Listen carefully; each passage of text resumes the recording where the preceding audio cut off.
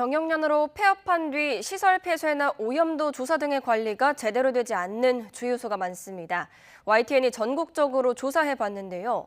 문은 닫았지만 시설은 남아있는 주유소 가운데 절반 가까이가 토양 오염 조사를 제대로 받고 있지 않은 것으로 나타났습니다. 하명건 기자의 보도입니다. 문을 닫은 지 10년이 된 경기도의 한 주유소. 인적은 사라졌지만 건물과 장비는 그대로 남은 채 녹슨 캐비넷과 사무기기까지 어지럽게 널려 있습니다. 주유설비는 거미줄 투성이이고 사용 안 하는 주유기 입구에는 새들이 둥지를 튼 흔적이 남아 있습니다. 2015년부터 5년간 전국에서 폐업한 주유소를 지도에 표시해봤습니다. 경영난이 깊어지면서 주유소 폐업은 꾸준히 확산하고 있습니다. 수도권과 부산을 비롯해 거의 모든 지자체에서 주유소가 줄줄이 문을 닫았는데 5년 동안 1,500곳에 달했습니다. 운영난 끝에 문을 닫는 주유소 역시 토양 오염 조사는 필수적입니다. 현행법상 주유소 설치 후 15년간은 5년에 한 번, 이후에는 2년에 한 번 토양 오염 조사를 받아 그 결과를 지자체에 제출해야 합니다. YTN 데이터 저널리즘 팀이 폐업만 하고 시설 폐쇄는 하지 않은 주유소 174곳을 찾아 해당 시설에 대한 오염 조사 기록을 분석했습니다.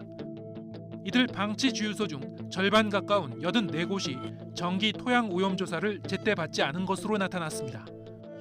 광역시도별로 보면 경상남도가 14곳, 전라남도와 강원도가 13곳이었고 전라북도와 충청북도는 11곳이었습니다. 토양 오염도 조사를 받지 않고 가장 오래 방치된 주유소 10곳을 꼽아봤습니다. 지은 지 올해로 29년이 된 한 방치 주유소는 2002년에 마지막으로 정기 토양 오염 조사를 받은 뒤 조사 기록이 없다가 2015년에 폐업했습니다. 주유소 10곳의 마지막 토양 오염도 조사 시점은 13년에서 19년 전이었고 폐업 시점은 2년에서 13년 전이었습니다. 심지어 정확한 폐업 연도를 알기 어려운 곳도 있었습니다. 모두 현재까지도 기름 저장 시설을 제거하지 않은 채 방치된 사업장들입니다. 폐업 주유소의 안전 문제와 유류 탱크 폐쇄 점검은 소방서가, 석유 판매 관리업상의 폐업 처리는 시군구의 경제과가, 그리고 토양 오염도 조사 관련 업무는 시군구의 환경과가 각각 전담합니다. 이 가운데 특히 주유소 폐업이 늘면서 토양 오염도 조사 업무가 제때 관리되지 못하는 경우가 적지 않습니다. 지금 해당 시설이 소송이나 여러 가지 사건으로 좀 영업이 좀 어렵고 좀 그런 상태로 확인이 됐습니다.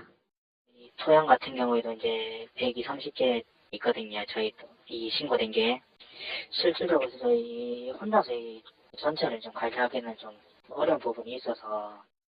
방치된 주유소는 이미 폐업 이전부터 수년 동안 정기 토양 오염도 조사를 누락한 사례가 많아 지하수 등 주변 환경 오염 가능성을 배제할 수 없습니다. 지하수가 부지 아래로 지나가게 될 때 이 기름이 오랜 기간 동안에 서서히 저농도로 주변 지하수로 퍼져나간다는 소리거든요. 그러면 이제 지하수를 음용하는 경우는 장기간 발암물질을 계속 노출된다는 뜻이기도 하고 그런 면에서도 제거는 돼야 된다고 생각을 합니다. 정치적 제도가 좀 마련돼야 될 것 같고. 여기에 더해 폐업이 아닌 휴업 상태로 오랜 기간 토양 오염도 조사를 받지 않은 사업장을 전부 포함하면 실제로 주유소 관리의 사각지대는 훨씬 더 클 것으로 보입니다. YTN 하명건입니다.